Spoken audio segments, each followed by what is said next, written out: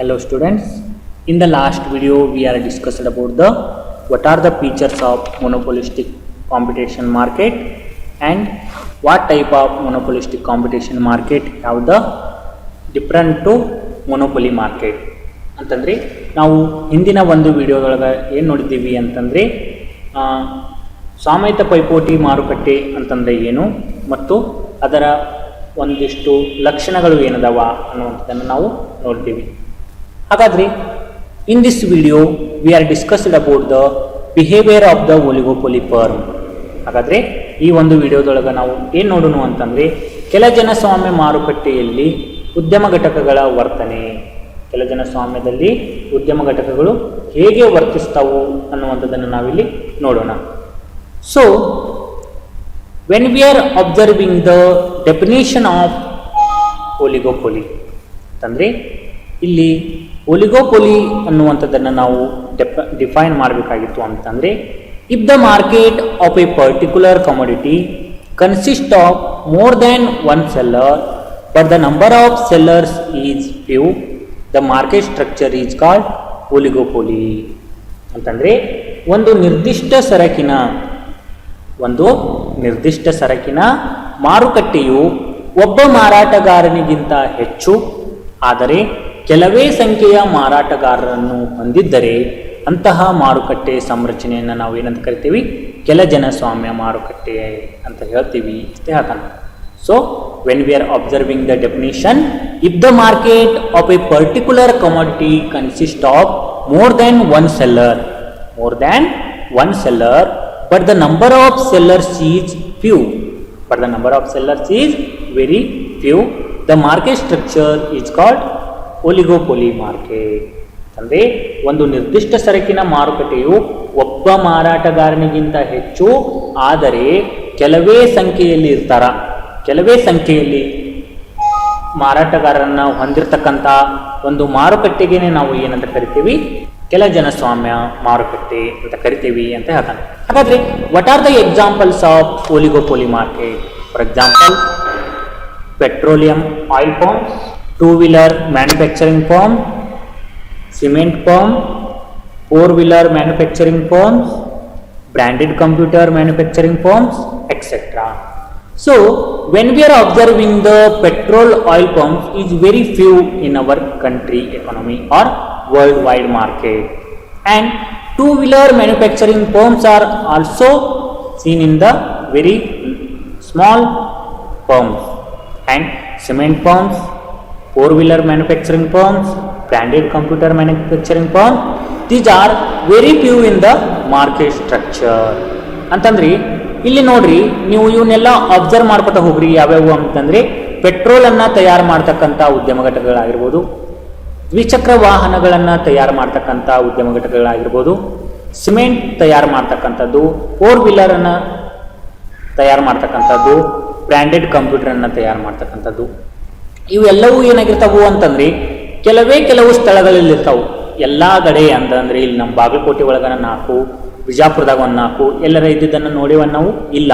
ಇವುಗಳನ್ನು ಉತ್ಪಾದನೆ ಮಾಡ್ತಕ್ಕಂಥವ್ರ ಪ್ರಮಾಣ ಏನಾಗಿರ್ತೈತಿ, ಬಹಳಷ್ಟು ಸಣ್ಣ ಪ್ರಮಾಣದಲ್ಲಿ ಇರ್ತೈತಿ. ಆದರೆ ಅವುಗಳೆಲ್ಲವೂ ಏನಾಗಿರ್ತಾವು ಅಂತಂದರೆ ದೊಡ್ಡ ಪ್ರಮಾಣದಲ್ಲಿ ಮಾರಾಟವಾಗ್ತಿರ್ತಾವ.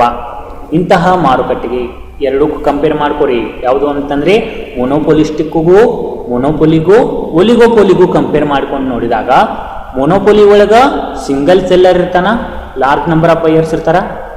ಇನ್ನು ಮೊನೋಪೊಲಿಸ್ಟಿಕ್ ಮಾರ್ಕೆಟ್ ಒಳಗೆ ಏನಾಗಿರ್ತೈತಿ, ಅಲ್ಲಿಯೂ ಸಹ ಏನಾಗಿರ್ತದ, small number of buyers like a big industries like a compare to oligopoly ಮಾಡಿದಾಗ ಮೊನೋಪೊಲಿಸ್ಟಿಕ್ ಏನಾಗಿರ್ತಾವು, ಜಾಸ್ತಿ ಇರ್ತಾವೆ.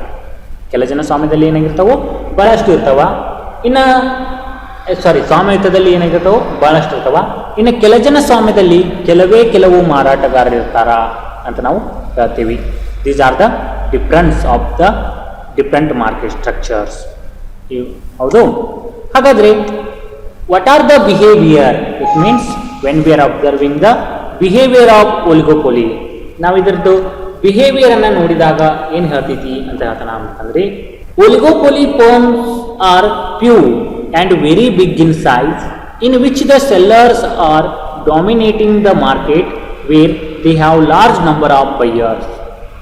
So when we are observing the behavior of oligopoly, oligopoly firms are very few and very big in the market size, but when we are observing the selling pattern, they are selling the large number of goods in the market structure. ಅವರು ಏನು ಮಾಡ್ತಿರ್ತಾರ ಅಂತಂದ್ರೆ ಇಲ್ಲಿ ಒಲಿಗೋಪೊಲಿ ಒಳಗ ಅಂತಂದ್ರೆ ಕೆಲ ಜನ ಸ್ವಾಮ್ಯ ಮಾರುಕಟ್ಟೆ ಒಳಗ ಕೆಲವು ಉತ್ಪಾದಕರು ಸರಕುಗಳನ್ನು ಮಾರಾಟ ಮಾಡ್ತಿರ್ತಾರ. ಆದರೆ ಅವರು ಉತ್ಪಾದನೆ ಮಾಡ್ತಕ್ಕಂಥ ಪ್ರಮಾಣ ಏನಾಗಿರ್ತೈತಿ, ಬಹಳಷ್ಟು ದೊಡ್ಡ ಪ್ರಮಾಣದಲ್ಲಿ ಇರ್ತೈತಿ. ಅದು ಅಷ್ಟೇ ಅಲ್ಲದೆ ಅವರ ಸರಕುಗಳಿಗೆ ಉತ್ತಮವಾದಂತಹ ಮಾರುಕಟ್ಟೆಯನ್ನು ನಾವು ಎಲ್ಲಿ ನೋಡ್ತೀವಿ, ಈ ಒಂದು ಮಾರುಕಟ್ಟೆ ಒಳಗ ನೋಡ್ತೀವಿ ಅಂತ ಹೇಳ್ತಾನ.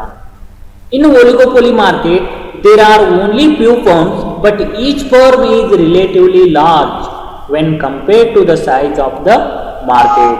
So oligopoly firms can affect the total supply in the market and hence influence the market price.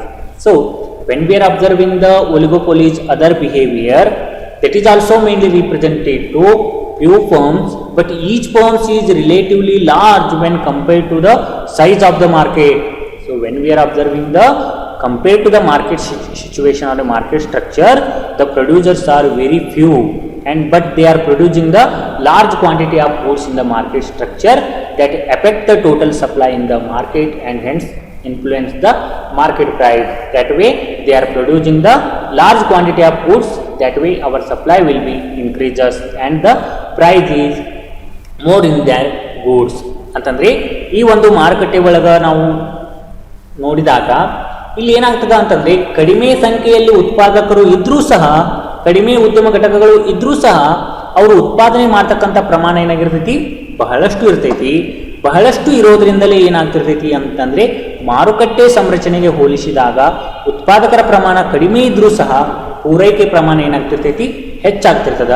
ಪೂರೈಕೆ ಹೆಚ್ಚಳವಾಗೋದ್ರೊಂದಿಗೆ ಏನಾಗ್ತಿರ್ತೈತಿ ಅಂತಂದ್ರೆ ಆ ಸರಕುಗಳಿಗೆ ಬೆಲೆ ಹುಟ್ಟುಕೊಳ್ತಿರ್ತೈತಿ ಅಂತ ಹೇಳ್ತಾನ. And the special case of oligopoly where there are exactly two sellers, the special case of oligopoly where there are exactly two sellers is termed as duopoly. ಅಂತಂದ್ರೆ ಒಂದು ಮಾರುಕಟ್ಟೆ ಒಳಗ ಕೇವಲ ಇಬ್ರು ಮಾರಾಟಗಾರರು ಇರುವಂತಹ ಒಂದು ಸನ್ನಿವೇಶವನ್ನು ಸಹ ನಾವು ಎಲ್ಲಿ ನೋಡ್ತೀವಿ, ಈ ಒಂದು ಮಾರುಕಟ್ಟೆ ಒಳಗ ನೋಡ್ತೀವಿ. ಆ ರೀತಿ ಇಬ್ಬರೇ ಮಾರಾಟಗಾರರನ್ನ ಒಳಗೊಂಡಂತಹ ಒಂದು ಮಾರುಕಟ್ಟೆಗೆ ನಾವು ಏನಂತ ಕರಿತೀವಿ, ದ್ವಿಜನ ಸ್ವಾಮ್ಯ ಅಥವಾ ದ್ವಿಜನ ಸ್ವಾಮ್ಯ ಮಾರುಕಟ್ಟೆ ಅಂತ ಹೇಳ್ತೀವಿ ಅಂತ ಹೇಳ್ತಾನೆ. ಅಂತಂದ್ರೆ ಇಬ್ಬರೇ ಮಾರಾಟಗಾರರು ಇರೋದ್ರಿಂದ ನಾವು ಅದಕ್ಕೆ ಏನಂತ ಹೇಳ್ತೀವಿ, ದ್ವಿಜನ ಸ್ವಾಮ್ಯ, ಡೂಪ್ಲಿ ಅಂತ ಹೇಳ್ತಾನ. ಏನಂತಂದ್ರೆ the special case of oligopoly where there are exactly two sellers is termed as duopoly. In analyzing this market structure, we assume that the product sold by the two firms is homogeneous and there is no substitute for the product produced by any other firm. So when we are observing the market structure, we assume that product sold by the two firms is homogeneous and there is no substitute for the product condition and produced by any other firm. Means when we are observing the production condition, they are producing the homogeneous product, but their good will be different. ಅಂತಂದ್ರೆ ಈ ಒಂದು ಮಾರುಕಟ್ಟೆ ಒಳಗ ನಾವು ಏನಂತ assume ಮಾಡ್ಕೋತೀವಿ ಅಂದ್ರೆ, ಏನಂತ ಊಹಿಸ್ಕೋತೀವಿ ಅಂತಂದ್ರೆ, ಉತ್ಪಾದಕರೆಲ್ಲರೂ ಏನು ಅಂತ ಹೇಳ್ತೀವಿ ಅಂತಂದ್ರೆ ಒಂದೇ ತರನಾದ ಸರಕುಗಳನ್ನು ಉತ್ಪಾದಿಸೋದಿಲ್ಲ ಕರೆ, ಆದರೂ ಅವುಗಳಿಗೆ ಸಮೀಪದ ಬದಲಿ ಸರಕುಗಳು ಸಿಗದಂತ ಸರಕುಗಳನ್ನ ಏನ್ ಮಾಡ್ತಾರ, ಅವರು ಉತ್ಪಾದನೆ ಮಾಡ್ತಾ ಇರ್ತಾರ ಅಂತ ನಾವು ಹೇಳ್ತೀವಿ. For example, let us consider that there are two firms in duopoly which are of equal in size. ಅದೇ ಒಂದು ವೇಳೆ ನಾವು ಇಬ್ಬರೇ ಇರ್ತಕ್ಕಂಥ ಮಾರುಕಟ್ಟೆಯನ್ನು ನೋಡಿದಾಗ ಅವರಿಬ್ಬರ ಉತ್ಪಾದನಾ ಪ್ರಮಾಣ ಏನಾಗಿರ್ತೈತಿ, ಸಮನಾದಂಥ ಉತ್ಪಾದನೆಯನ್ನು ನಾವು ನೋಡ್ತೀವಿ ಅಂತ ಹೇಳ್ತಾನ. Let us think that one of them decide to double its output and increase supply in the market. Suppose they are decided to increase their output condition, that way that increases the supply in the market structure. ಅಂತಂದ್ರೆ ಒಂದು ವೇಳೆ ಅವರಿಬ್ಬರೂ ಸಹ ಉತ್ಪಾದನೆಯನ್ನ ಅಥವಾ ಉತ್ಪನ್ನವನ್ನ ಹೆಚ್ಚಿಗೆ ಮಾಡಬೇಕು ಅನ್ಕೊಂಡ್ರು ಅಂತಂದ್ರೆ ಮಾರುಕಟ್ಟೆ ಒಳಗ ಪೂರೈಕೆ ಪ್ರಮಾಣ ಹೆಚ್ಚಿಸೋದಕ್ಕೆ ಸಾಧ್ಯ.